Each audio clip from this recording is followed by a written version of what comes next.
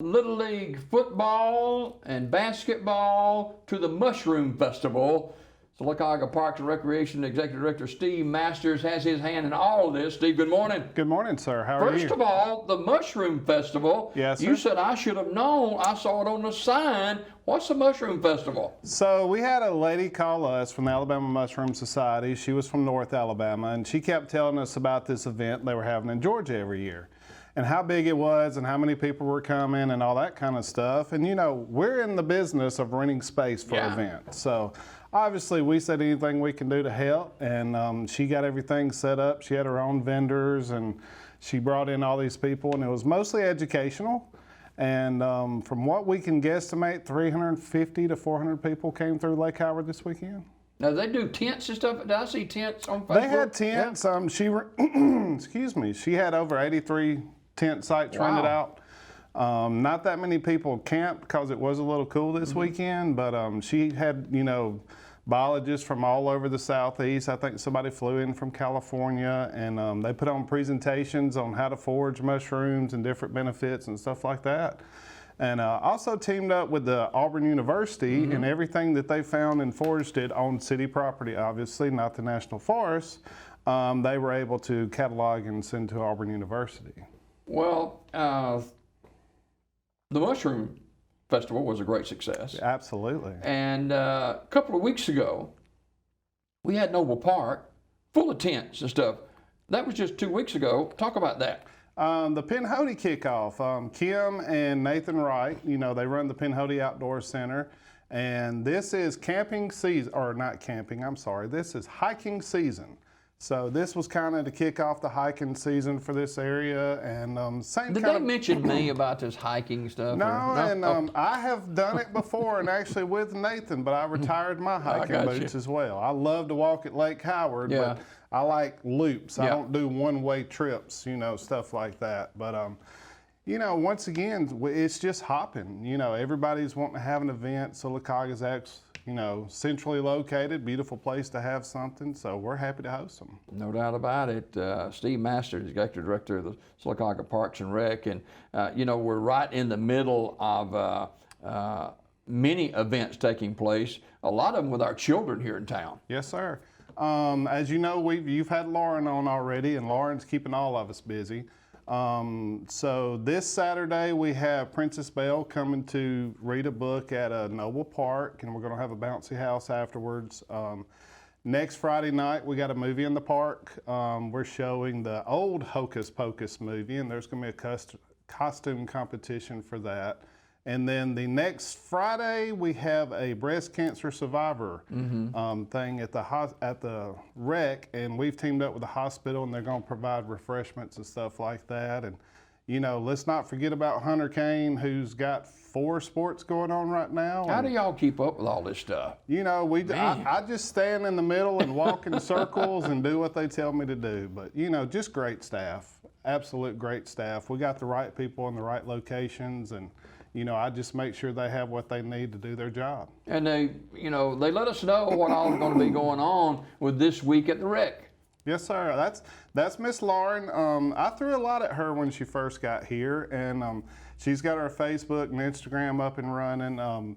Every Sunday to Monday, we make that post of what's going on at the rec, because you'll see the #1 thing that we like to push on there is open gym.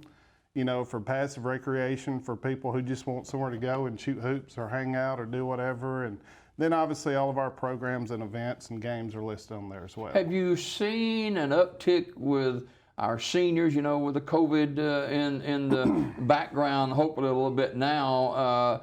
The seniors kind of stayed in a little bit. You see them starting to come back now? Absolutely, and that's been a really big focus for us. I went to Sherry, and you know, I kind of asked her what she wanted to do, and you know, Sherry she's been there 20-something years, and COVID just threw us all for a loop. And you know, some of the seniors were scared, and you know, she has a mother who's elderly who goes up there every day, and you know, she started slowly getting things and pushing it back up, and it's growing fast right now. You know, our biggest catalyst for pushing our senior program is our senior nutrition program. You know, we're feeding 95 people a day out of the rec. How does that work?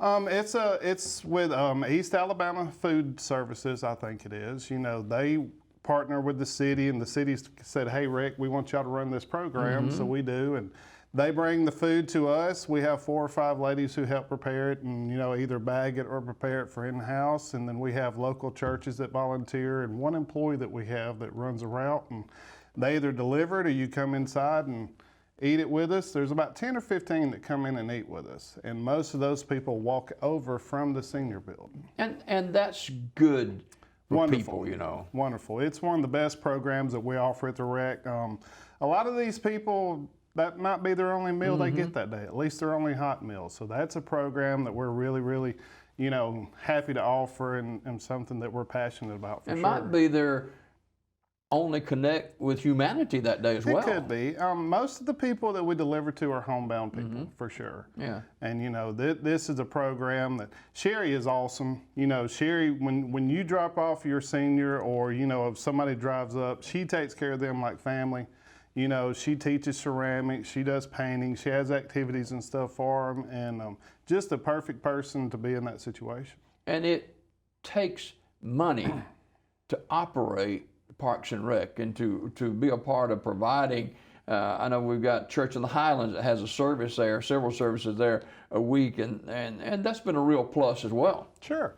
It is budget season for us, as you know, and nothing that we do and nothing that we purchase or offer has gotten any cheaper. Yeah. We've been level funded now for the last 8 years from the city of Sylacauga. Inflation for the last 3 years has been 21%. So my first budget that I get to present as a new director, I think I blew a little hair back in that room that day when I was showing them the cost of what we do and how we operate. Give us a couple of examples of how costs have just skyrocketed. As you know, we've had this discussion, tackle football. Yeah. So you pay $95 to play tackle football. A helmet that used to be $75 that we could get 3 years out of is now $225. Shoulder pads that used to be $50 to $55, now about $125. Jerseys, not only are they about $20 more expensive, it's also another 2 weeks to get them in.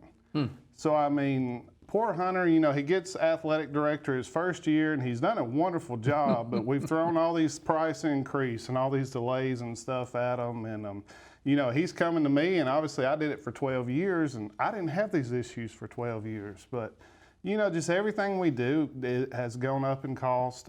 We are fortunate. We actually provide about 33 to 35% of our own budget through revenue from programs and stuff like that. But, we have to lean on the city for these appropriations to keep us offering our current programs and to offer new programs. That gym is hardly ever empty. There's something always going on in there. That's our goal. That's our goal. It's kind of a constant push and shove and a dance, really. We have a lot of people locally who want to come in there and shoot hoop 3 to 4 days a week. And obviously we want to make that available. And I love to go in there. That's probably some of the best basketball in Talladega County, just to be honest with you. And then, between Lauren scheduling events, most of our stuff's been outside, but here we are in late October going into November, we're going to move some stuff inside. And, you standing events with the Arts Council and the Chamber and stuff like that. And, my goal is for every time you drive by the rec to look over there and say, hey, what's going on at the rec today? Because they're pretty busy. You, in your first year as the executive director of the Parks and Recreation Department, how many employees does the Park and Rec have? Full-time employees, we have 11 full-time employees currently. We have 12 positions. We are hiring for one of our outdoor maintenance facilities. And then, we have several part-times, and a lot of that's seasonal. A lot of that goes up, sometimes a year, and some of that goes down. But as far as our core family, we have 11 part-time, 11 full-time, 4 part-time in nutrition, 2 part-time in the parks. And the other positions are just really seasonal. Speaking of seasons, our parks are always in use. Yes, sir. Yes, sir. And grass is finally slowing down. We have, like I said, I have 2 full-time and 2 part-time that cut parks. They were cutting them twice a week, picking up trash every day, cleaning restrooms every day. And, we started out strong in February with a couple projects out at Fairmont and some other cleanup and stuff. And Now grass is slowing down again, thank goodness, and we're starting on Noble Park this week. We've taken the bars down, we're taking the roll-up doors down, we're going to paint the pavilion and redo all the landscaping and stuff around that, and hopefully clean those restrooms up a little bit, because, you know, yeah, they're older parks, they're older pavilions and stuff like that, but a little TLC and paint and scrub brush can do wonders. Yeah, and you have to deal too with people who do not respect our parks, because people come in there and do damage to the parks. Sure. You know, outside looking in, you always ask questions. Why did we have bars on our parks? Why are the restrooms locked during the day and stuff like that? And, you know, Jim would always just say, well, you'll understand one day or whatever. And he was correct. You know, we want to keep the bars down for sure, but we had the restrooms unlocked, you know, for public use and stuff like that.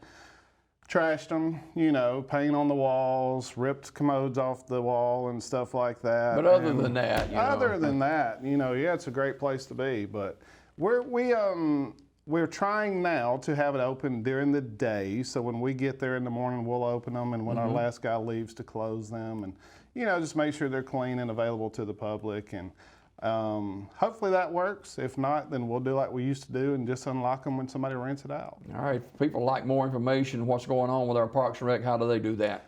Obviously, always call us if you got a direct questions, 256-249-8561.